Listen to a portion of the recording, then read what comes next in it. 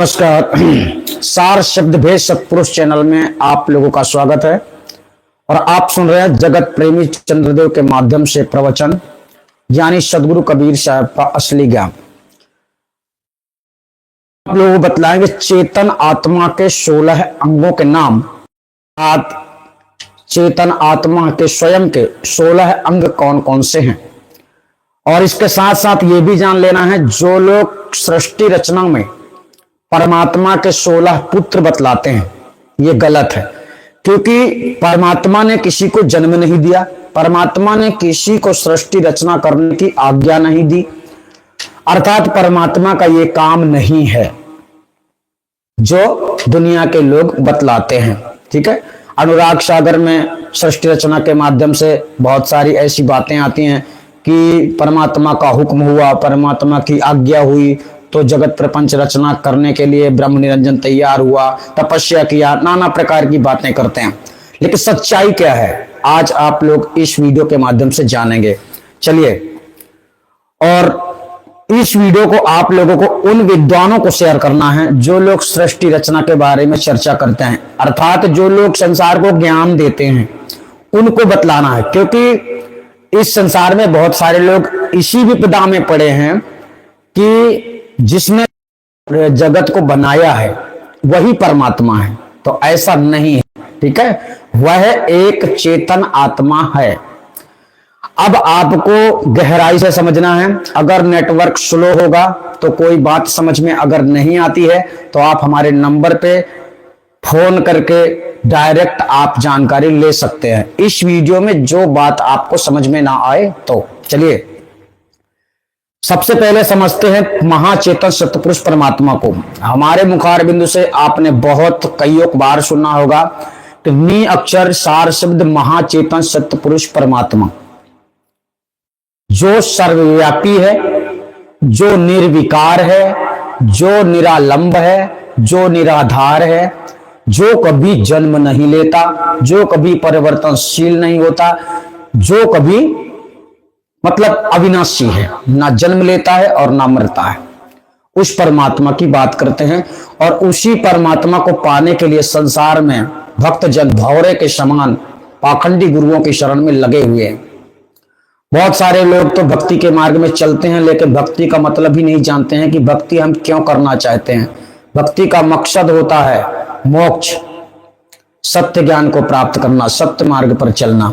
तो इस संसार में तो देवी देवता इतने भरे पड़े हैं कि उनके चंगुल से लोग छूट ही नहीं पा रहे हैं कि लोगों के अंदर भक्ति जागृत हो सके।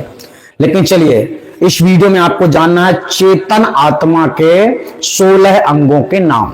सबसे पहले समझते हैं परमात्मा को। साथियों, परमात्मा एक ही है।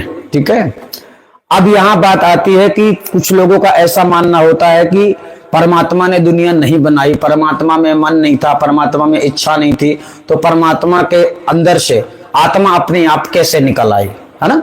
चलिए, इस बात को पहले हम समझते हैं। परमात्मा के अंदर विद्यमान स्वयं सिद्ध आत्माएं। अभी यहां आपको एक बात समझना है, जब आपकी आत्मा चेतन आत्मा परमात्मा में जब रमण हो जाएगी तो आप परमात्मा से भिन्न नहीं माने जाएंगे, आपकी गिनती भी परमात्मा में ही आ जाएगी। ठीक है, कब? जब आप इस संसार से छूटकर 84 लक्ष योनियों की चक्रव्यूह से छूटकर जब आप परमात्मा में समावेश हो जाते हैं, परमात्मा में स्थित हो जाते हैं, तब आपकी गिनती अलग से नहीं होती। ये आपको समझना है। आप स्वयं परमात्मा स्वरूप सत्ता में आपका भी नाम परमात्मा की गिनती में आने लगता है। कब? जब आप परमात्मा में समावेश हो जाते हैं, पूरा पिंड ब्रह्मांड से आजाद हो जाते हैं। ठीक है, हेलो, खुश रहो बेटा। हाँ, अभी बात नहीं, अभी वीडियो चालू है। ठीक है, बाद में कर लेना 1 घंटे के बाद। ओके, हाँ, तो अभी हम सत्संग में बैठे, तुम ऐसे टाइम में ही फोन करते हो। ठीक है, हम आपको कह दिए 1 घंटे बाद आप कर लेना। ठीक है, हाँ, चलो। हाँ, तो हमने बतलाने का प्रयास किया कि जिस प्रकार से समुद्र को हम परमात्मा का स्वरूप देते हैं, समझने के लिए, हाँ थोड़ा समझना आपको, परमात्मा को हमने समुद्र का नाम दिया और समुद्र के अंदर अनंत बुंद होते हैं, यानी आप उनकी संख्या नहीं लगा सकते। ठीक इसी प्रकार से जब तक वो समुद्र में पानी है, जितना पानी समुद्र में है तो उसकी गिनती किसमें आएगी? समुद्र में। मतलब परमात्मा के अंदर जितनी आत्माएं समावेश हैं तो उसमें भिन्नता नहीं है, हम अलग से गिनती नहीं कर सकते हैं। ठीक है, वो परमात्मा स्वरूप सत्ता में है तो परमात्मा ही माना जाएगा। तो अब यहां पर समझते हैं कि आत्माएं कितने प्रकार के होते हैं। हमने आपको बताया था आत्मा एक होती है स्वयं सिद्ध आत्मा। स्वयं सिद्ध आत्मा के 16 अंगों के नाम हम आपको बतलाने जा रहे हैं। ठीक है, तो स्वयं सिद्ध आत्मा। अब यहां पर एक बात और समझना है कि कुछ लोगों का ऐसा मानना है कि परमात्मा ने जन्म दिया आत्मा को। तो यहां पर आपको ध्यान रखना है कि आपको जन्म दिया आपके पिता ने, ठीक है, लेकिन आपके पिता का दूसरा स्वरूप है, आपका दूसरा स्वरूप है, आपके जो बच्चे होंगे उनका दूसरा स्वरूप होगा, है ना। लेकिन यहां आपको यह समझना है कि आत्मा और परमात्मा का एक ही स्वरूप है ना। तो यहां पर देखो कहीं कहीं सदगुरु कबीर साहब ने आत्मा को स्त्री और परमात्मा को पुरुष बनाकर समझाया है, कहीं पर आत्मा को पिता पुत्र और परमात्मा को पिता बताया है कहीं कहीं, परंतु ऐसा कुछ है नहीं, क्योंकि आत्मा जन्म परमात्मा से हुआ है परंतु स्वरूपतः जन्म नहीं हुआ है। आत्मा जब स्वयं सिद्ध आत्मा परमात्मा की स्थिति से अलग होती है तब उसे परमात्मा के द्वारा जन्म माना जाता है, परंतु परमात्मा ने उसे हुक्म नहीं दिया, आज्ञा नहीं दी। ठीक है, अब चलते हैं आगे थोड़ा सा। तो समझना आपको कि एक समुद्र से, परमात्मा स्वरूप समुद्र से एक स्वयं सिद्ध आत्मा पृथक होती है, परमात्मा से अलग होती है। परमात्मा की जो स्थिति है उससे परिवर्तन हो जाती है। ठीक, तो परिवर्तन होती है तो सर्वप्रथम क्या होता है? जब परिवर्तन होती है तब वह सार शब्द स्वरूप में आती है, ध्यान रखना। और सार शब्द स्वरूप क्या है? सार शब्द तक पहुंचने के बाद, सार शब्द की स्थिति तक पहुंचने के बाद, सार शब्द की जो सही स्थिति है उस स्थिति तक पहुंचने के बाद आपकी मुक्ति संभव है। ठीक है, सार शब्द स्वयं सिद्ध आत्मा का वास्तविक स्वरूप है, जिसे हम नि अक्षर भी कहते हैं, अकह नाम भी कहते हैं, अखंड नाम भी कहते हैं। ठीक है, तो अब यहां आपको समझना है कि प्रथम स्वरूप स्वयं सिद्ध चेतन आत्मा का क्या हुआ? सार शब्द। सार शब्द एक जरिया है आपकी अपनी चेतना को वापस प्राप्त करने का। आपका निज स्वरूप भी है परंतु आपको चेतना तक जाना है। चेतना ज्ञान दृष्टि से दिखाई पड़ता है। किस दृष्टि से? ज्ञान दृष्टि से, इस दृष्टि से नहीं, अनुभव से भी नहीं। जब बुद्धि विवेक का मंथन आप करते हैं, जब मन का मंथन आप करते हैं, तब कहीं चल के आप उस स्थिति तक जा पाते हैं जिसे हम चेतन आत्मा कहते हैं। तो हमें सबसे पहले यह जानना है कि सार शब्द एक प्रथम स्वयं सिद्ध आत्मा का स्वरूप होता है जिसे शुद्ध आत्मा कहते हैं। ठीक है, सार शब्द निअक्षर भेद, ये प्रथम कड़ी है, ध्यान रखना। स्वयं सिद्ध आत्मा की स्थिति आपको तब प्राप्त होगी जब इस संसार से आप छूटकर कुछ समय तक परमात्मा में रमण रहेंगे। कुछ समय का मतलब काफी समय लग सकता है, क्योंकि काफी समय से आप उस परमात्मा सत्ता से विलग हुए हैं और इसीलिए दर दर भटक रहे हैं। परमात्मा को आज तक आप नहीं जान पा रहे हैं, आपको लगातार भटकाया जा रहा है। तो सार शब्द का जिक्र किसने किया संसार में? सदगुरु कबीर साहब ने। किसी ग्रंथ में, किसी शास्त्र में सार शब्द की बात नहीं आई है। तो सार शब्द भाइयों है क्या? हम जो बोल रहे हैं ये सार शब्द नहीं है। सार शब्द मूल शब्द है, अर्थात उस शब्द के बिना कोई शब्द नहीं है। यहां आपको समझना, सार शब्द कौन सा शब्द है? उस शब्द के बिना कोई शब्द नहीं है। क्यों? क्योंकि वह चेतन आत्मा का प्रथम अंग है, सार शब्द नंबर 1। अब इसके बाद आपको चलना है, शब्द 3 प्रकार के प्रकट हुए। अब देखो, सार शब्द तो वो हुआ जो बोलने में नहीं आता, लिखने पढ़ने में नहीं आता। समझ लो बात को थोड़ा। लिखने पढ़ने में नहीं आता, बोलने में नहीं आता, तो वो हो गया सार शब्द। दूसरे शब्द में आता है सार शब्द के बाद चेतन आत्मा के द्वारा, चेतन आत्मा का प्रथम स्वरूप क्या हुआ? सार शब्द। अब यहां सार शब्द के बाद में जो शब्द की उत्पत्ति की जाती है वो है अनहद। अनहद शब्द, अनहद में श्वास भी आता है, जो हम श्वास ले रहे हैं ना, हमारी जो श्वास चल रही है, ये भी शब्द है। इसलिए संसार में बहुत सारे लोग ऐसा सोचते हैं कि जब तक सांस है तब तक जिंदगी है, मतलब श्वास से बढ़कर कुछ भी नहीं है। कुछ लोगों का ऐसा भी मानना है, लेकिन आज आपको क्लियर रूप से समझना है। देखो, जिस रास्ते से आए हो उसी रास्ते से तुमको जाना पड़ेगा, तो क्रम से आपको समझना है। तो देखो, जब अनहद की बात आ गई तो अनहद शब्दों में आपका सोहम शब्द भी आता है, और भिन्न भिन्न जैसे हारमोनियम में भी शब्द निकलते हैं, उनको भी अनहद शब्द कहा जाता है ना। ढोल नगाड़ों में शब्द निकलने वाले सभी शब्द को अनहद शब्द कहा जाता है। ठीक है, इस प्रकार से सार शब्द के द्वारा पहला स्वरूप चेतन आत्मा सार शब्द स्वरूप में आता है। अब हम उसी को सार शब्द महाचेतन सतपुरुष परमात्मा कह देते हैं। जब हम महाचेतन कहते हैं तब वो कहलाता है परमात्मा, और जब केवल चेतन आत्मा की बात आती है तब वो हो जाती है स्वयं सिद्ध आत्मा। ठीक है, स्वयं सिद्ध आत्मा के द्वारा प्रथम सार शब्द स्वरूप में शुद्ध आत्मा रूप में स्वयं सिद्ध आत्मा आती है, नंबर एक। दूसरा उसका उससे जब मतलब दूसरा जो सोहम शब्द बताया गया, जो तो आप लोगों को अनहद शब्द बताया जा रहा है, ये शब्द चलायमान है।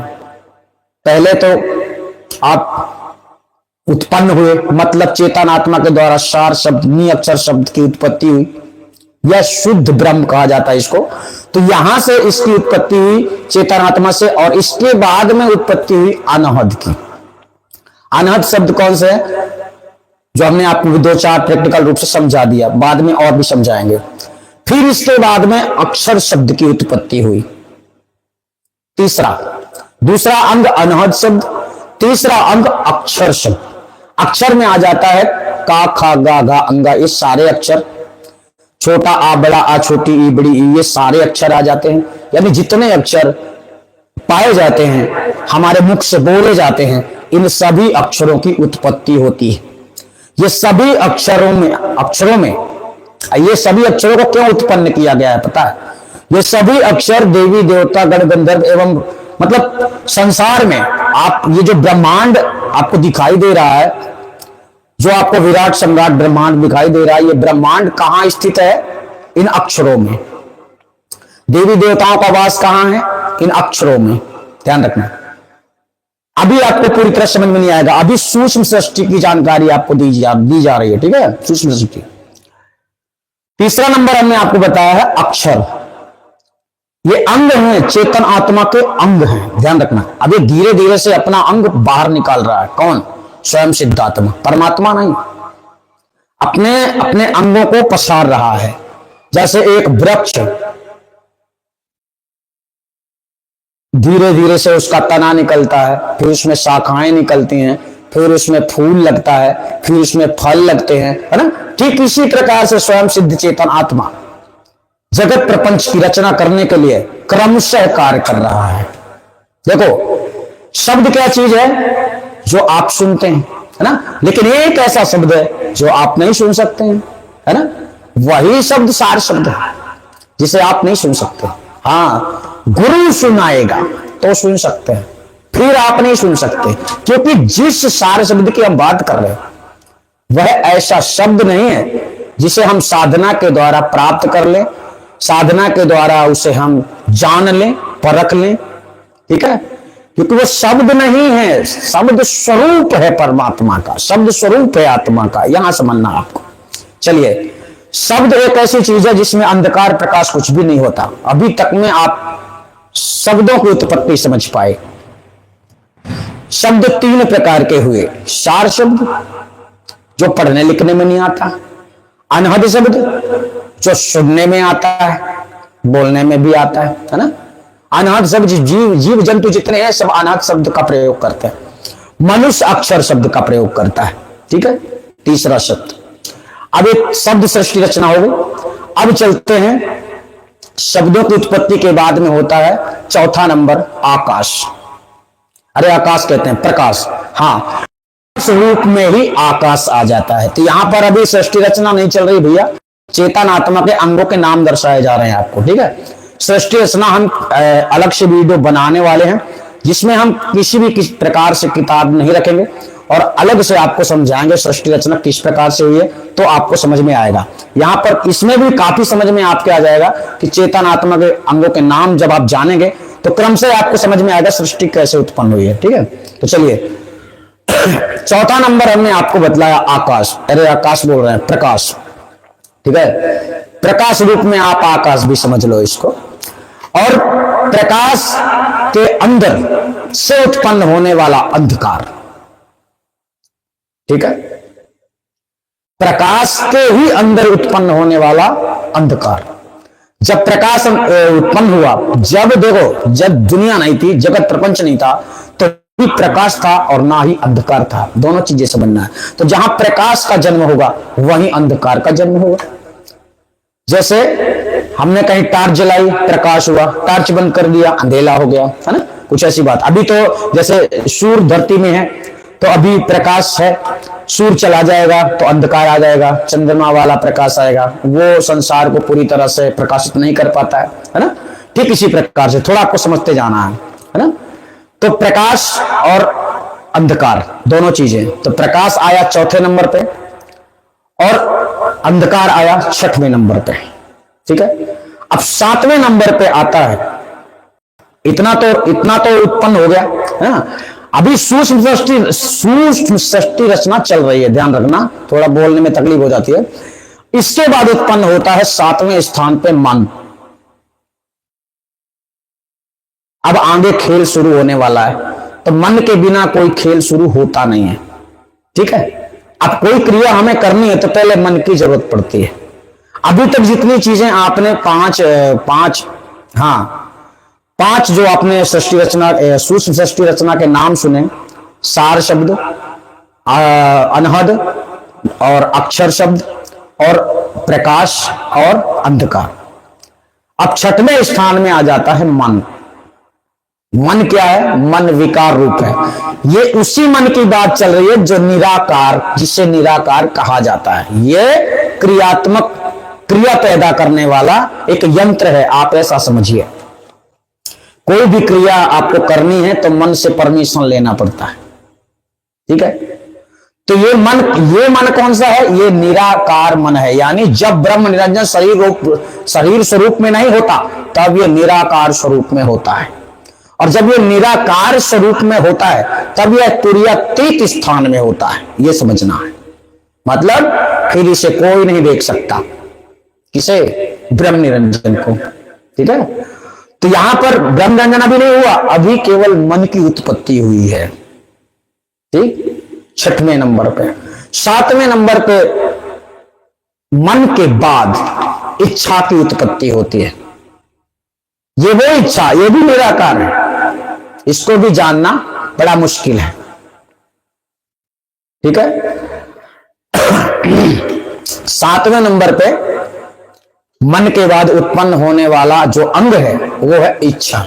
भाई हम जैसे बाइक बनाते हैं तो क्रमशः कोई कार्य करते हैं, पहले हमको कौन सी चीज बनानी है, बाद में क्या बनानी है, बाद में क्या बनानी है। इसी प्रकार स्वयं सिद्ध आत्मा ने जगत प्रपंच की रचना करने के लिए क्रमशः सामग्री तैयार की है। अब इसने किसी से मांगा नहीं है। स्वयं सिद्ध आत्मा में यह कला होती है साथियों कि उसने संकल्प किया कि वो चीज हाजिर। स्वयं सिद्धात्मा में ये ताकत होती है, ये पावर होता है। तो इसी प्रकार से यह जो दुनिया है, यह जो जगत प्रपंच जो आप देख रहे हैं, यह सब कुछ सत्य संकल्प के माध्यम से उत्पन्न हुआ है। और इसके बाद में जो ब्रह्मा विष्णु महेश आदि देवी देवता गण गंधर्वों के वजह से जो जन्म लिए हैं संसार में, तो वह मानसिक सत्य संकल्प से हुए। मानसिक सत्य संकल्प और केवल सत्य संकल्प में बहुत अंतर है, ठीक है। अभी हम ये नहीं समझाना चाहेंगे। 7वें स्थान पे आप अगर लिखना चाहते हो तो लिख लो, 7वें स्थान पे इच्छा का जन्म होता है। किससे? स्वयं सिद्ध चेतनात्मा के अंगों के नाम चल रहे हैं, ठीक है। और इसके बाद आ जाता है, अब मन भी उत्पन्न हो गया और इच्छा भी उत्पन्न हो गई। अब इसके बाद क्रिया प्रारंभ। अब यहां से अज्ञान दशा में रहने वाला जीव सूक्ष्म शरीर उत्पन्न होता है। तो सूक्ष्म शरीर तो आपको दिखाई नहीं देता है ना। तो सूक्ष्म शरीर को देखने के लिए आप लोग क्या करते हैं? ध्यान करते हैं, मेडिटेशन करते हैं। लेकिन जब आपका सूक्ष्म शरीर दिखता है तब आपका स्थूल शरीर नहीं दिखता है ना। तो सूक्ष्म शरीर के अंदर ही स्थूल शरीर का निर्माण किया गया। अभी थोड़ा समझना, अभी आप अभी नहीं समझ पाएंगे। सूक्ष्म शरीर तो आपके अंदर होता है ना। हेलो, खुश रहो बेटा। आप कैसे हो? अच्छा, चलो हम सत्संग में बैठे हैं बेटा। अच्छा, ठीक है ठीक है। हाँ, खुश रहो। चलिए, सूक्ष्म जो शरीर होता है, सूक्ष्म शरीर की पहले उत्पत्ति हुई। 8वें स्थान पे सूक्ष्म शरीर हुआ और 9वें स्थान पे स्थूल शरीर की उत्पत्ति होती है, ठीक है। अब आपको यहां पर समझना है, सूक्ष्म शरीर भी उत्पन्न हो गया, स्थूल शरीर भी उत्पन्न हो गया, लेकिन किसका शरीर उत्पन्न हुआ? सबसे पहले किसका शरीर उत्पन्न हुआ? तो सबसे पहले शरीर उत्पन्न हुआ किसका? ब्रह्म निरंजन का। तो सूक्ष्म की उत्पत्ति हुई और स्थूल की उत्पत्ति हुई, तब जीवात्म दशा में ब्रह्म निरंजन आ गया। जीवात्म दशा मतलब अज्ञान दशा में 10वें स्थान पर ब्रह्म निरंजन की उत्पत्ति होती है। उसी स्वयं सिद्धात्मा से, जहां से क्रमशः चल रहा है, उसी स्वयं सिद्धात्मा से 10वें स्थान पर शरीर धारण करके उत्पन्न होने वाली शक्ति का नाम है ब्रह्म निरंजन। और ब्रह्म निरंजन के अंदर से उत्पन्न होने वाली शक्ति का नाम है आद्या शक्ति, अष्टांगी। जैसे सूक्ष्म शरीर में आपको बताया गया मन की उत्पत्ति हुई, इसके बाद इच्छा की उत्पत्ति हुई। ये तो सूक्ष्म सृष्टि में आ गए। अब स्थूल सृष्टि की रचना चालू हो गई, ठीक है। तो स्थूल शरीर में आने वाला प्रथम इस संसार में जो मनुष्य है वो ब्रह्म निरंजन है। और जब ब्रह्म निरंजन उत्पन्न होता है स्वयं सिद्धात्मा के शक्ति से, उसके माध्यम से, तब भी भूल जाता है कि मेरे आगे कोई है, क्योंकि उसको तो आगे का पता है नहीं। मतलब जहां से उसका जन्म हुआ ये उसे भी नहीं पता चला। किसे? जिसने जगत को बनाया। अब यहां से जगत का कार्य चालू हो रहा है। यही तो बात है कि काम कोई और कर रहा है, नाम किसी और का हो रहा है। तो जब ब्रह्म निरंजन की उत्पत्ति होती है, उसी के आधार में इच्छा स्वरूप में फिर आद्या शक्ति उत्पन्न होती है, जिसे साहब ने अपने शब्दों में कहा, इच्छा नाम गायत्री धरी तासु नाम, इच्छा रूप नारी अवतरी। नारी शब्द किसके लिए आया? अष्टांगी देवी दुर्गा के लिए। इच्छा रूप नारी अवतरी तासु नाम गायत्री धरी। सनातन धर्मों के ग्रंथों में केवल इतना ही बताया जाता है कि ब्रह्मा जी के माध्यम से सृष्टि रचना हुई, नारी प्राण सब कुछ, मनुष्य सब पैदा हुए। इसीलिए कहते हैं कोई नाक से पैदा हुआ, कोई मुंह से पैदा हुआ, कोई पैरों से पैदा हुआ, कोई कहीं से पैदा हुआ, है ना। नाना प्रकार की बातें करते हैं। चलिए, यहां पर आपने अभी समझा कि ब्रह्म निरंजन की उत्पत्ति भी हो गई और इसके बाद आद्या शक्ति की उत्पत्ति भी हो गई। ये सब किसके अंग हुए? चेतन आत्मा के, क्योंकि कार्य वहां से चल रहा है। और यहां ब्रह्म निरंजन स्वयं से भूल गया कि मैं ही सब कुछ हूं। इसीलिए साहब ने कहा है, अगुआ भूला ब्रह्म निरंजन जाए आप माने, जाए देखत इच्छा की ना इच्छा थे अभिमानी। सबसे पहले ये मनुष्य हुआ ना, तो ये मनुष्य स्वरूप में आया। अब बात यह है कि वो सबल है, प्रबल है, जितना सोच सकता है उतना कर भी सकता है। तो उसे भी नहीं पता कि मेरे ऊपर कोई है जो मुझसे, जिसके द्वारा मैं ये सब कुछ कर पा रहा हूं। उसे इस बात का घमंड है कि सिर्फ मैं ही हूं इस दुनिया में सब कुछ। इसीलिए वह जगत प्रपंच की रचना करता रहता है और जीवों को फंसाए रखता है। ठीक है, अज्ञान दशा में वो खुद हो गया। उसे हम केवल भगवान तक कह सकते हैं, ईश्वर कह सकते हैं, परमात्मा नहीं कह सकते। क्योंकि जब परमात्मा कहेंगे तो गलत हो जाएगा। परमात्मा ने किसी को जन्म नहीं दिया, परमात्मा किसी को मारता नहीं है। इसलिए परमात्मा के स्थान को प्राप्त करने के लिए संसार में दुखी लोग, पीड़ित लोग, जो संसार को भली भांति समझ चुके हैं, ऐसे लोग परमात्मा को पाने की पूर्ण कोशिश करते हैं। तो 10वें स्थान में ब्रह्म निरंजन की उत्पत्ति होती है। 11वें स्थान में आद्या शक्ति की उत्पत्ति होती है। ठीक, जिसे हम जगत जननी कहते हैं।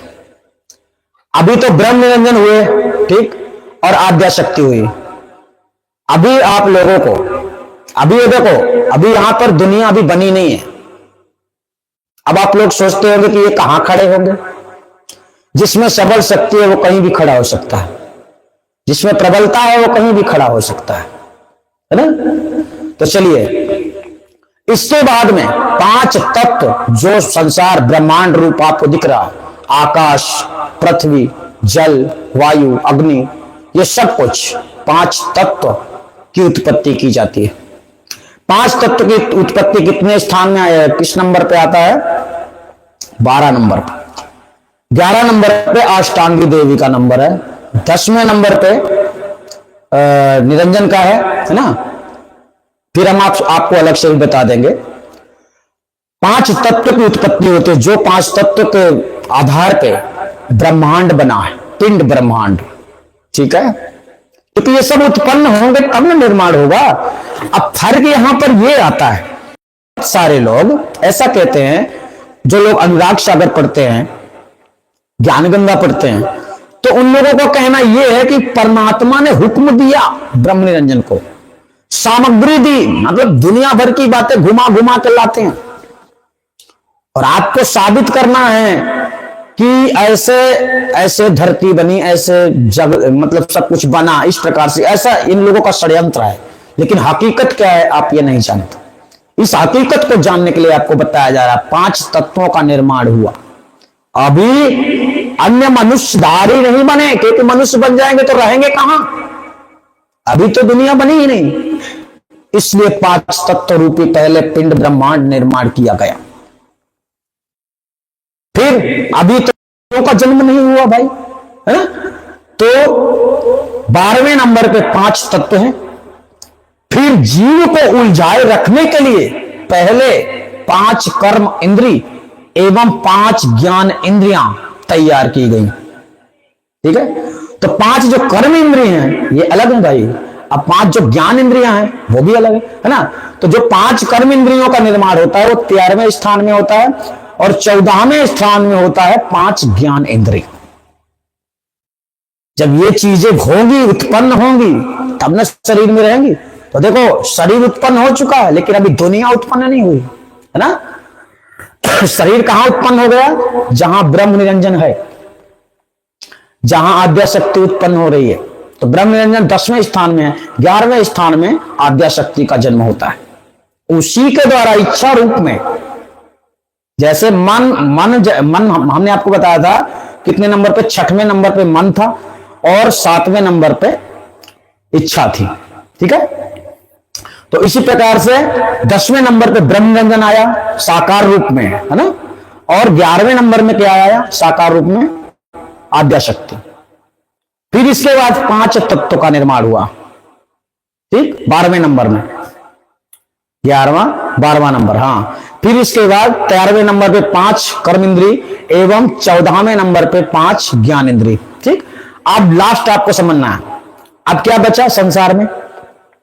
2 चीजें बची। क्या बचा? देखो, जहां अष्टांगी देवी जगत जननी का जन्म होता है, तो वहां क्या क्या समझ में आ गया? जगत जननी को या अष्टांगी देवी को प्राकृतिक का स्वामिनी बताया जाता है, अर्थात जड़ स्वरूप है।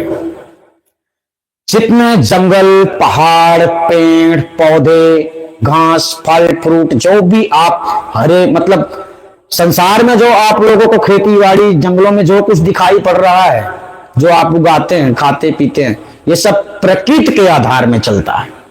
ठीक है, आप करते हैं उससे होता है, परंतु ये काम सारा प्रकृति का है। ठीक है, प्रकृति को ही दूसरे शब्दों में हम अष्टांगी कहा करते हैं। इसी को दूसरे शब्दों में माया, मोह माया कहा जाता है। ठीक है, कहां आया? 15 नंबर पे नर यानी मनुष्य, 16वां नंबर पे नारी, नर नारी यानी संसार में दो चीजें हैं सब में। अब एक शब्द आप लोगों के अंदर और चलता होगा कि ये जो हिजड़े होते हैं, किन्नर होते हैं, ये किस वंशज के हैं, है ना? मन में सवाल आता होगा, उसको भी हम आपको जवाब देते हैं। देखिए, इस संसार में कर्म के अनुसार ही फल निर्धारित होता है, ये आपको जानना है। अगर आपने कर्म नहीं किया है तो फल प्राप्त करने की आशा नहीं करना। कर्म करने वालों को भी फल नहीं मिलता है, तो ऐसा संसार है। परंतु हमारा मानना यह है कि कर्म आप करते हैं तो फल आपको जरूर मिलता है, क्योंकि जिस कर्म का फल आपको नहीं मिल रहा है ना, तो वो आपको समझना होता है कि हो सकता है नहीं, ऐसा होगा ही। कि आपने देखो, आप अपने जीवन के उद्देश्य को समझ लो, आप अपने जीवन के रहस्य को समझ लो कि मैं क्यों हूं यहां, क्या करने आया हूं, क्या कर रहा हूं, ये सब कुछ समझते समझते आपको उम्र बीत जाएगी। इसलिए जो मोक्ष ज्ञान देने वाला दाता होता है वह पहले आपको उस 1 नंबर की सीढ़ी से चढ़ाता है। आपने कितनी भी किताबें पढ़ी हो, लेकिन जब आप आदि अनादि मुक्तिपन में जुड़ते हैं तो आपको पहली से पहाड़ा पढ़ाया जाता है, क्योंकि तुमने जब तक सतगुरु नहीं पाया तब तक सही ज्ञान नहीं पाया। तो नर एक अलग व्यवस्था है, नारी एक अलग व्यवस्था है। नर नारी का संग होता है, दोनों एक हो जाते हैं, परंतु प्रजातियां 2 है संसार में। ये तीसरी प्रजाति जो आती है किन्नर एवं हिजड़ा लोग कहते हैं। ये कौन है? ये वो लोग हैं जो संसार में आते हैं और संसार के नियमों का पालन नहीं करते हैं। संसार के नियम क्या है? क्या है संसार के नियम? एक शब्द में साहब ने कहा, हस्ती दंत बिन पक्षी, पंख बिन नारी पुरुष बिना। हस्ती दंत बिन पक्षी, पंख बिन नारी पुरुष बिना। वेश्या के पुत्र पिता बिनहीना, ऐसे प्राणी ज्ञान बिना। मतलब एक मनुष्य के लिए, एक आदमी के लिए, एक स्त्री के बिना उसका जीवन अधूरा हो जाता है। यह संसार का नियम। तो यहां तो ऐसे ऐसे तपस्वी हैं, ऐसे ऐसे विद्वान हैं कि ऐसा ज्ञान देते हैं कि ब्रह्मचारी बने रहो, शादी नहीं करो, भक्ति करो, परमात्मा में लीन हो जाओ। परमात्मा तो प्रेम है भैया, परमात्मा सत्य है, असत्य नहीं है। तो इसलिए हर बात का जवाब साहब ने दिया। संसार में आए के चलो जगत के रीत, हंस बोलो नम चलो जाओ जगत के जीत। तो ये संसार की रीत है। जब आप संसार में आते हैं और संसार के नियमों का पालन नहीं करते, तब आप जिस विधाता को पाने का सपना देखते हैं ना, वो तुम्हें कभी नहीं मिल सकता, क्योंकि तुमने प्रकृति के नियमों को पालन ना करते हुए उसका उल्लंघन किया है। तुमने जो तुम्हें उसने दिया है, जो तुम्हें उसके माध्यम से मिला है, तुमने उसका दुरुपयोग किया है। तुम्हें यह मनुष्य का तन मिला है कि भक्ति कर ले, मुक्ति का जतन कर ले, लेकिन तुमने ऐसा नहीं किया है और नहीं करोगे तो नहीं मिलेगा। तो हमारे शरीर में सर्वत्र जो अंग होते हैं वो उपयोगी होते हैं, और जो लोग ब्रह्मचारी बन जाते हैं, शादी नहीं करते, वो तो उसका दुरुपयोग कर रहे हैं ना। आप ये समझ लीजिए। तो आप तो सृष्टि प्रकरण में बाधा डाल रहे हैं। सृष्टि प्रकरण काम किसका है? आपके गर्भ में, किसी स्त्री के गर्भ में ऑटोमेटिक बच्चा नहीं पैदा हो जाता, ऑटोमेटिक नहीं बन जाता। चेतन आत्मा ब्रह्म निरंजन के माध्यम से, चेतन आत्मा ब्रह्म निरंजन के माध्यम से ही पिंड तैयार होता है। पिंड जो धीरे धीरे बढ़ता है, उस पिंड में, वो पिंड फिर मनुष्य, स्त्री एवं पुरुष के रूप में बदल जाता है। तो इस बात, चलो ये सारी बातें बताने से कोई फायदा नहीं है। 15 नंबर पर नर शब्द आया और 16 नंबर पर नारी शब्द आया। यानी नारी नर में आपको ये नहीं समझना हम केवल मनुष्य की बात कर रहे हैं। सर्वत्र संसार में सर्वत्र जीवधारी जितने जीव हैं, उस सब में 2 प्रकार की प्रजाति होती है, स्त्री एवं पुरुष। और हाँ, जो इंसानों में पाया जाता है कि जो स्त्री भी नहीं है पुरुष भी नहीं, देखो और कोई ऐसी योनि नहीं है और कोई ऐसा शरीर नहीं है जिसमें 3 चीजें पाई जाती हो, 3 प्रजाति। कौन सी? मतलब हिजड़े वाली प्रजाति और किसी जानवर में नहीं आती, ना जानवर में आती, ना जीव किसी भी शरीर में नहीं आती। लेकिन ये मनुष्य के शरीर में ही जो तीसरी प्रजाति आती है, हिजड़ा शक्के, तो ये वो लोग हैं जो संसार में आके संसार के नियमों का पालन नहीं करते, बड़े साधक बन जाते हैं, शादी नहीं करते, यानी स्त्री की निंदा करते हैं, स्त्री को गलत समझते हैं, साले आते उधर से ही। यानी जन्म तो स्त्री से ही होता है, फिर स्त्री की निंदा क्यों? तो ये सब अज्ञानवश लोग ऐसा करते हैं। जैसे साहब ने हमने आपको बताया, हाथी दंत बिन, पक्षी पंख बिन, नारी पुरुष बिना, वैश्य के पितृ पिता बिन, हिना ऐसे प्राणी ज्ञान बिना। तो आपके अंदर जब ज्ञान नहीं होता है तब आप विचलित होते हैं। ठीक है, हमारे दृष्टि से आप संसार देखेंगे तो आपका अपना कुछ भी नहीं होगा, और हमारे ही दृष्टि से आप संसार को देखेंगे तो आपको सब अपने दिखाई देंगे। इसलिए हमारा नाम जगत प्रेमी चंद्रदेव पड़ता है, क्योंकि हम करते हैं जगत से प्रेम, हमें है, करते नहीं है, ये तो आपको बताना पड़ता है। ठीक है, चलिए 16 अंगों के नाम आपने जाना। अब ये सारी चीजें, सारी सामग्री कैसे कैसे उत्पन्न हुई ये हमने आपको बता दिया। अब इतना सब कुछ होने के बाद में आपको पता नहीं चला कि देवी देवताओं का जन्म कब हो गया। देखो, जब ब्रह्म निरंजन का जन्म हुआ, जहां पर ब्रह्म निरंजन का जन्म हुआ वहीं से देवी देवताओं की उत्पत्ति हो गई। इसलिए हमने देवी देवताओं की उत्पत्ति अलग से आपको नहीं बतलाई। ठीक है, बुद्धि विवेक की उत्पत्ति आपको नहीं बताई, क्योंकि ये मन की 2 शाखाएं हैं। मन उत्पन्न हो गया, बुद्धि विवेक उत्पन्न हो गई। मन के 4 अंतःकरण है, मन चित्त बुद्धि। समझना बात को, मन उत्पन्न हो गया तो फिर चारों को उत्पन्न होने की आवश्यकता ही नहीं है। इसलिए ये 16 सूत्रों के आधार से आपको समझ लेना। अगर आप लिखना चाहते हैं तो लिख भी सकते हैं। सार शब्द प्रथम स्थान है, यानी प्रथम उसका स्वरूप है सार शब्द। ठीक है, जैसा कि सदगुरु कबीर साहब ने बताया कि आत्म चीन परमात्म चीन है, संत कहा वैसे, यानी सार शब्द आपके आत्मा एवं परमात्मा के स्वरूप का ज्ञान ही सार शब्द कहा जाता है। तो सार शब्द तक जब आप पहुंच जाएंगे तब आप अपनी चेतना तक पहुंच सकते हैं। तो सार शब्द तक तब तक नहीं पहुंचेंगे जब तक सच्चा गुरु नहीं मिलेगा। जब तक आप किताबों में उलझे रहेंगे, किताबें ज्ञान में उलझे रहेंगे, ये ज्ञान इस धरती में आज तक आपको किसी ने नहीं बताया होगा। थोड़ा विचार करके भी देखना कि हमने जितनी चीजें बताई हैं वो सब कुछ अलग है। और इसी में जब हम कभी सृष्टि रचना भी खोलेंगे, ऑटोमेटिक ऐसे ही बताएंगे, आपसे ऐसे ही बात करेंगे। हम आपके सामने किताबें नहीं रखेंगे, ये सूत्र हमने स्वयं से निकाला है और उसे निकाल कर आपके सामने प्रैक्टिकल रूप से समझाने का प्रयास कर रहे हैं कि आप समझ जाइए कि किस किस प्रकार से आत्मा ने अपना पांव पसारा है। जैसे एक वृक्ष में 4 शाखाएं हो सकती हैं, ठीक इसी प्रकार से एक चेतन आत्मा में 16 शाखाएं हैं। अब इन 16 शाखाओं में फर्क ये है कि किसी शाखा में कुछ निकल रहा है तो किसी शाखा में कुछ निकल रहा है, किसी शाखा में कुछ निकल रहा है, यानी इसी में सब कुछ है। फर्क ये है ना। तो आज से आपको ये नोटिस कर लेना है कि परमात्मा ने दुनिया नहीं बनाई, क्योंकि अगर परमात्मा ने दुनिया बनाई है तो फिर आपको यह समझना है कि दुनिया को परमात्मा ही चला रहा है। और जब परमात्मा ही दुनिया को चला रहा है तो आपको खुशी रखना है या दुखी रखना है ये तो उसका काम है। फिर तो तुम्हें भक्ति युक्ति करने की कोई जरूरत ही नहीं है, क्योंकि वो जब चाहेगा आपको बुला लेगा। अगर आपको परमात्मा ने भेजा है तो आप वहां जाने के लिए साधना मत करो, वो तुम्हें खुद बुला लेगा जब चाहेगा, क्योंकि वो इतना निर्बल तो है ना।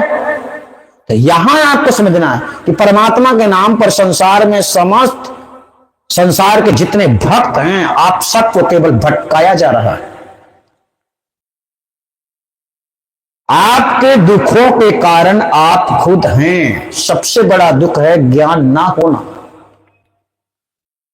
ऐसा नहीं है कि हम ज्ञान देते हैं तो हम संसार में देवी देवता को भगवान को नहीं मानते हैं, किसी साधु संत को नहीं मानते, स्त्री पुरुष को नहीं मानते, ऐसा नहीं है।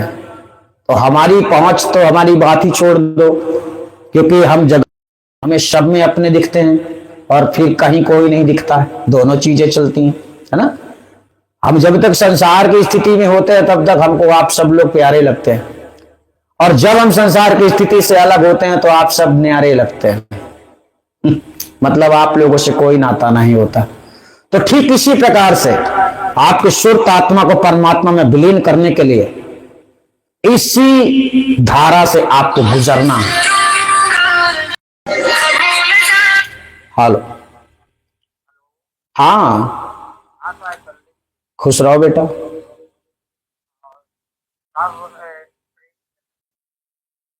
हाँ, फिर बाद में बात कर लेना बेटा, अभी चैनल में हम सत्संग कर रहे हैं, ठीक है। आधा घंटा से कर लेना। हाँ,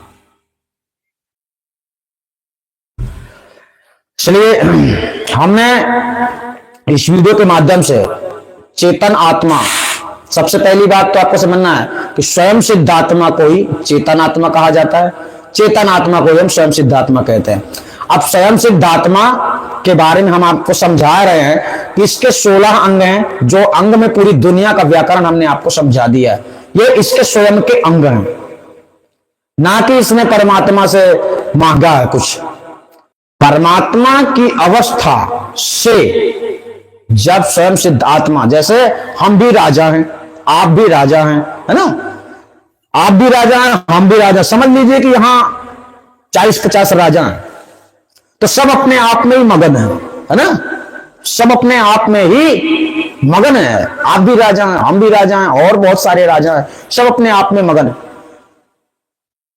अब राजा तो सब राजा ही हुए ना। ठीक इसी प्रकार से परमात्मा में विद्यमान अनंत स्वयं सिद्ध आत्माएं जो स्वयं राजा हैं, सब अपने आप में ही मगन हैं, अपने आप में ही मौज करते हैं। लेकिन एक राजा का दिमाग बिगड़ जाता है कि कुछ करते हैं। इसलिए जैसे नेटवर्क कमजोर हो जाता है कभी कभी, तो अगर कोई बात आपको समझ में नहीं आई तो आप पुनः हमारे नंबर से संपर्क करके जानकारी ले सकते हैं। और एक वीडियो और भी बहुत अच्छी आने वाली है, जो कि जैसे हमने 7 भाग बनाए हैं सृष्टि रचना के, तो सृष्टि रचना का एक वीडियो हम इस प्रकार से बनाने वाले हैं, जिसमें कि कोई भी ग्रंथ का सहारा हमको नहीं लेना है, डायरेक्टली आपको समझाएंगे कि ये जगत कैसे कैसे बनना है। अभी तो हमने 16 अंगों के नाम बताए, ये बना कैसे है, किस प्रकार से हुआ, अब ये बताएंगे, ठीक है। वो समझने के लिए आप लोगों को थोड़ा इंतजार करना पड़ेगा। हो सकता है कि वो वीडियो आते आते जनवरी लग जाए, ऐसा भी हो सकता है, ठीक है। तो आप लोग समझ गए होंगे। अगर कोई बात आपके समझ में है, चलो एक बार हम बता देते हैं। नंबर 1 16, ये क्रम से इसको लिख लो। ऐसा हम इसलिए आपको कह रहे हैं क्योंकि सार शब्द का अंत, सार शब्द जब आपको प्राप्त होता है तब अनहद की महत्वता खत्म हो जाती है, ठीक है। अक्षर ज्ञान को छोड़कर, जैसे बहुत सारे लोग अक्षर ज्ञान नहीं करते हैं, अक्षर ज्ञान नहीं देते हैं, तो क्या ज्ञान देते हैं? अनहद का ज्ञान, कहते हैं अनहद सुनो, है ना। अक्षर का ज्ञान भी वहां खत्म हो जाएगा, प्रकाश पहले खत्म हो गया, ठीक है। यानी ये धीरे धीरे से आपको इस तरह से क्रम से वापस जाना। 1 नंबर पे लिखो सार शब्द, दूसरे नंबर पे लिखो अनहद शब्द, ठीक है। तीसरे नंबर पे आपको लिखना है अक्षर शब्द, चौथे नंबर पे आपको लिखना है प्रकाश, 5वें नंबर पे आपको लिखना अंधकार, 6वें नंबर पे आपको लिखना मन, 7वें नंबर पे आपको लिखना इच्छा और 8वें नंबर पे आपको लिखना सूक्ष्म सूक्ष्म शरीर। ठीक है। और 9वें नंबर में आपको लिखना है स्थूल शरीर, 10वें नंबर पे आपको लिखना है ब्रह्म निरंजन स्थूल शरीर समेत। हाँ। और 11वें नंबर पे आपको लिखना है अष्टांगी देवी प्रकृति। ठीक है। ठीक है, दुर्गा देवी। और 12वें नंबर पे आपको लिखना है 5 तत्व, 13वें नंबर पे आपको लिखना है 5 कर्म इंद्री, 14वें नंबर पे 5 ज्ञान इंद्री और 15वें नंबर पे नर और 16वें नंबर पे नारी। अर्थात सारा का सारा खेल इस प्रकार से चेतन आत्मा ने किया, धीरे धीरे से निर्माण किया। यानी जो भगवान है वो ब्रह्म निरंजन है और ब्रह्म निरंजन स्थूल शरीर समेत को ब्रह्म निरंजन कहा गया है। उसी को निराकार स्वरूप में जब वो होता है तब उसे मन कहा गया है। तो जो स्थूल शरीर वाला ब्रह्म निरंजन है यह तुरीय स्थान पे आता है तब जगत का काम होता है, और जब तुरीयातीत स्थान में होता है तब यह निर्विकल्प समाधि में होता है। ठीक है, निराकार शरीर में होता है, तब इसे देखना नामुमकिन हो जाता है। ठीक है, तो आप समझ गए होंगे। हम आपसे फिर मिलेंगे, तब तक के लिए धन्यवाद। आप सभी अपना ख्याल रखना। नमस्कार।